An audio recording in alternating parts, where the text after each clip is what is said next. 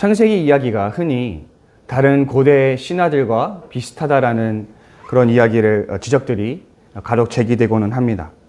대표적 예로 바빌로니아의 에누메 엘리시라는 신화와 창세기 신화가 매우 흡사하다라는 이야기가 많습니다. 실제로 비교해보면 상당 부분 흡사하다라는 인상을 받을 수 있죠. 그러나 이 두 이야기는 서로 다른 메시지를 가지고 있습니다. 중요한 것은 성경의 기자가 이 에누메 엘리시를 차용했든지 차용하지 않았든지 전달하려고 하는 메시지에 있다라는 것이죠. 창세기 메시지는 기타 다른 신화들과 구별되는 아주 독특한 점이 하나 있습니다. 그것은 바로 인간에 대한 이해입니다. 고대 근동의 신화들에 등장하는 인간의 위치는 굉장히 낮습니다. 신들이 인간을 만든 이유는 신들이 감당하던 그 노동을 하기 싫어서 그 노동을 인간에게 전가시키기 위해서 인간을 만든 것이 주 원인입니다. 고대 근동의 다른 신화에서 인간은 신을 대신하여 각종 허드렛 일을 도맡아야 하는 그런 천박한 존재로, 낮은 존재로, 노예에 가까운 존재로 이제 묘사가 됩니다. 근데 재정일치 사회에서 이런 신화는 흔히 권력자들의 계급을 옹호하고 권력자들이 만들어낸 계급제도를 정당화하는 데 악용되었습니다. 이 신화에 따르면 인간은 신의 노예이기에 신의 대리자인 왕을 위해서 노동하는 것은 자연스러운 일로 여겨지게 되는 것이죠. 그러나 인간 위에 군림하는 것이 이 신의 대리자로서는 당연한 것으로 여겨집니다. 그러나 성경은 인간을 전혀 다르게 이야기합니다. 성경은 인간 개개인이 하나님의 형상을 따라 지어졌다고 기록하고 있습니다. 더불어 하나님이 인간 개개인에게 피조세계를 다스릴 권위를 주었다라고 이야기하고 있습니다. 그래서 성경에 의하면 인간은 그저 신의 노예가 아니라 신의 대리자로서 이 세상을 다스릴 엄청난 권위를 지닌 존재입니다. 따라서 창세기의 메시지에 따르면 한 인간이 다른 인간을 다스릴 정당한 권한은 근거가 없어지게 되는 것이죠. 모든 인간은 하나님의 형상을 가졌고 세상을 다스릴 권한을 가지게 됩니다. 개개인은 모두 하나님의 형상을 입은 소중하며 가치 있는 존재로 평등한 존재라는 것입니다. 창세기는 인간 사이에 계급이 있다라는 거짓된 신화를 폭로하고 모든 인간이 평등하다라는 메시지를 우리에게 전해주고 있습니다.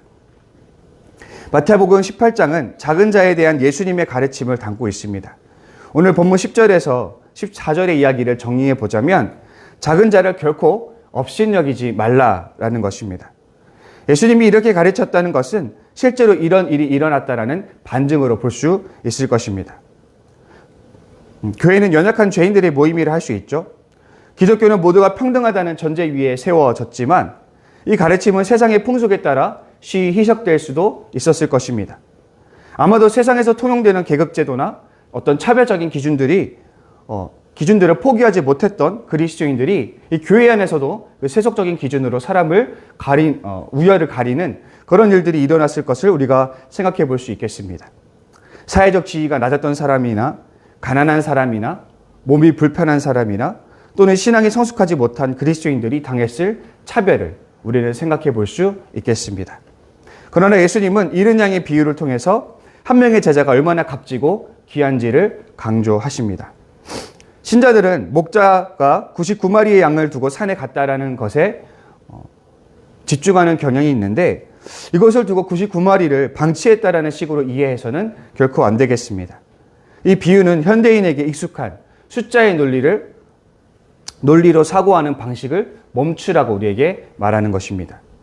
우리는 99대 1 이렇게 서로를 나누면서 어떤 것이 더 효율적이고 더 가치 있는가를 따지려는 그런 사고에 익숙할 수 있습니다. 그러나 하나님에게는 이런 효율성의 원리는 의미가 없습니다. 하나님에게는 잃어버린 한 마리의 양이 나머지 99마리의 양만큼이나 가치 있는 것입니다. 우리는 교회가 죄인들의 공동체라는 사실을 다시금 기억합니다. 교회에는 성숙하고 의로운 자들만 있는 것이 아닙니다. 우리 모두는 어딘가 부족하고 연약하며 한계가 있는 죄인들입니다. 다시 말해 신자들은 세상 사람들만큼이나 속물적인 부분을 소유할 수 있습니다. 야고보서는 비싼 옷을 입은 사람과 남루한 옷을 입은 가난한 사람을 차별하지 말라는 권면을 말하고 있습니다. 이러한 속물 근성은 초대교회 성도 안에서도 나타나고 있는 특징이었습니다. 우리 모두는 어느 정도 다 속물적이어서 어떤 사회적 지위나 내가 받는 연봉이나 사는 집의 평수와 같은 외적인 것들로 사람들을 차별할 수 있습니다.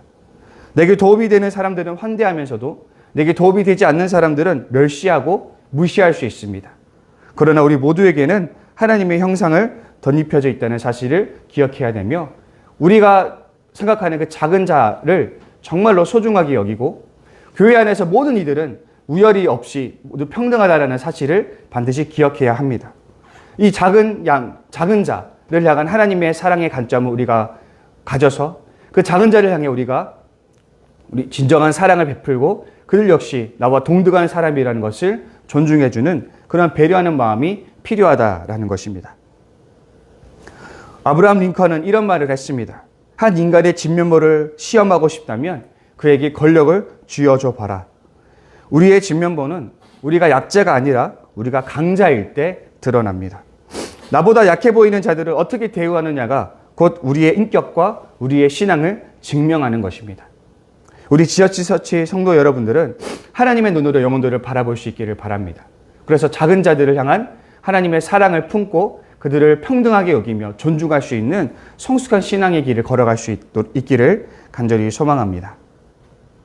이와 관련하여 다음 내용은 이 범죄를 저지른 형제에 대한 교회의 치리를 다루고 있습니다. 주목해 볼 것은 피해자가 가해자에게 먼저 찾아가라라는 권면입니다. 우리는 통속상 가해자가 먼저 피해자에게 용서와 화해를 구하는 것을 당연한 것으로 여깁니다. 그러나 예수님은 피해자가 먼저 가해자에게 찾아가서 가해자에게 화해를 청할 것을 권면하고 있습니다. 이것은 원수를 미워하지 말고 도리어 원수를 사랑하며 자신을 박해하는 자를 위해 기도하라던 예수님의 그 가르침에 어느 정도 일맥상통한 이야기라고 볼 수 있습니다. 피해자는 가해자의 범죄로 인해서 피해를 입었지만 가해자를 미워하기보다는 가해자가 자신의 죄를 시인하고 정당한 회개를 통해서 참된 회복에 이를 수 있도록 오히려 그를 돕는 입장에 있다라는 것입니다. 그러나 이런 선행도 어느 정도 제한이 있습니다. 그렇게 먼저 가서 피해자가 먼저 가해자에게 화해를 청했을 때 가해자가 회개를 하지 않는다면 이제 두 번째 단계로서 가해자가 피해자의 호의에도 회개하지 않을 때 두세 사람으로 증인으로 데려가서 다시 한번 화해와 회개를 요청해야 합니다. 그러나 이번에도 가해자가 회개하지 않으면 세 번째 단계로 교회 공동체가 나서야 합니다. 교회 공동체는 하나님의 권위를 부여하신 거룩한 공동체로서의 권위를 갖습니다. 그러나 가해자가 교회의 말도 듣지 않으면 그를 출교시켜야만 하는 것입니다. 고대 근동시대의 공동체에서 추방당하는 것은 거의 사형 선고와 다를 바가 없었는데 이는 공동체의 도움 없이는 사람이 생존이 불가능하기 때문입니다. 비슷한 맥락에서 공동체에서 출교시키는 것은 그를 신앙의 사지로 내모는 것과 같은 형벌적 기능을 감당하고 있습니다. 예수님은 이 추방당한 가해자를 이방 사람이나 세리처럼 여기라고 말씀하십니다. 여기에서 더 이상 여기서 이제 이후에 풀고매는 건세에 관한 가르침은 곧 교회의 건증에 대한 건세를 의미한다고 볼 수 있습니다. 교회는 하나님께 풀고매는 권위를 부여받은 공동체로서 교회의 건증은 곧 하나님의 건증과도 같은 무게를 가진다라는 것이죠. 오늘 이 본문은 교회 치리의 대표적인 예시입니다. 그러나 보편적으로 적용할 수 있는 원리는 아니라고 할 수 있습니다. 지역교회는 교회마다 상당한 다양성과 차이를 가지고 있기 때문에 상황의 고려 없이 천편일률적인 이런 말씀의 적용은 무리한 결정을 이끌 수 있습니다. 다만 우리는 오늘 본문을 통해서 우리가 가져야 할 자세에 대해서 한번 되돌아보기를 원합니다. 무엇보다 피해자가 가해자에게 먼저 손을 내미는 것은 예수님께서 우리에게 권면하신 우리가 따라야 할 모범이라고 생각이 됩니다. 이는 곧 원수를 사랑하라고 하셨던 예수님의 급진적인 가르침을 실천하는 실제적 사례라고 할 수 있습니다. 오늘날 교회 안에서 갈등이 일어나면 한번 싸우고 나면 결코 화해를 청하지 않는 그런 분위기들이 많이 있습니다. 심지어는 어떤 세속적인 법원에까지 이 문제를 이끌고 가서 세속의 법원의 문제로 해결을 하려는 그런 사람들도 있습니다. 그러나 우리는 그것이 과연 정당한 행위인지, 정당한 하나님의 말씀인지를 한번 살펴보아야 할 것입니다. 우리는 먼저는 피해자가 가해자에게 먼저 손을 내미는 그런 하나님의 놀라운 원수 사랑을 실천할 수 있어야 할 것입니다.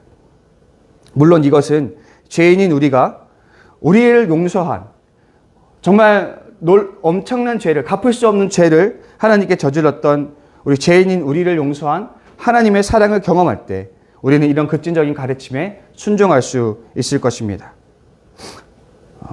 그렇기 때문에 우리는 먼저 넘치게 부어주시는 하나님의 사랑에 감화되어 예수님의 사랑을 실천할 수 있어야 할 것입니다. 우리 지어처치 성도 여러분들은 우리 안에서 일어나는 그런 갈등이 있을 때에 이 하나님의 사랑에 힘입어서 원수 사랑을 기꺼이 내보일 수 있는 훌륭한 믿음의 사람들이 될 수 있기를 바랍니다. 혹시 우리 교회 안에 불편한 사람들이 있습니까? 갈등을 겪고 있는 사람들이 있습니까? 나는 잘못한 것이 없는데 나에게 먼저 피해를 입힌 그런 사람들이 있습니까? 오늘 예수님의 사랑을 실천할 아주 좋은 기회입니다. 피해자인 나로서는 당연히 가해자가 먼저 손을 내밀 것을 기대할 수 있지만 우리가 앞에서 살펴본 것처럼 잃어버린 양 한 마리를 되찾는 것이 하나님의 기쁘신 뜻이라는 것을 우리 성도들이 기억한다면 나에게 먼저 잘못한 그 가해자에게 먼저 가서 손을 내미는 그런 예수님의 원수 사랑이 우리에게 필요할 것입니다. 우리 성도님들, 먼저는 우리가 서로를 사랑하고 서로를 위하는 참된 공동체가 되어야 하겠습니다. 그러나 우리 안에서 불가피하게 갈등이 일어날 때는 예수님의 원수 사랑을 우리의 모범으로 삼아서 우리가 먼저 손을 내미는, 피해자가 먼저 손을 내미는 그런 성숙한 사랑을 보여야 할 것입니다. 우리 지어처치 성도 여러분들은 그런 성숙한 사랑을 내보일 수 있기를 간절히 소망합니다. 우리 시간 함께 기도의 자리로 나아갔으면 좋겠습니다. 우리 이제 기도할 때에 2월 28일 날 이제 내일입니다. 청년부 수련회가 이제 시작이 됩니다. 하나님, 그 청년부 수련회 가운데 하나님의 놀라우신 은혜가 임할 수 있도록, 그래서 많은 지체들이 수련회 가운데 하나님을 더 깊이 깨달을 수 있는, 복음을 더 깊이 깨달을 수 있는 시간들이 될 수 있도록 도와달라고 기도해 주시고, 또 우리 지체들 가운데 아픈 지체들이 있습니다. 그 지체들, 특별히 김대경 성도님의 치유를 위해서 기도해 주시고, 또 우리 지어처치의 3월의 사역을 위해서 우리가 시간 함께 기도하실 텐데, 우리 주기도문으로 신앙 고백하신 뒤에 기도의 자리로 나아가겠습니다. 하늘에 계신 우리 아버지, 아버지의 이름을 거룩하게 하시며 아버지의 나라가 오게 하시며 아버지의 뜻이 하늘에서와 같이 땅에서도 이루어지게 하소서. 오늘 우리에게 일용할 양식을 주시고 우리가 우리에게 잘못한 사람을 용서하여 준 것 같이 우리 죄를 용서하여 주시고 우리를 시험에 빠지지 않게 하시고 악에서 구하소서. 나라와 권능과 영광이 영원히 아버지의 것입니다. 아멘.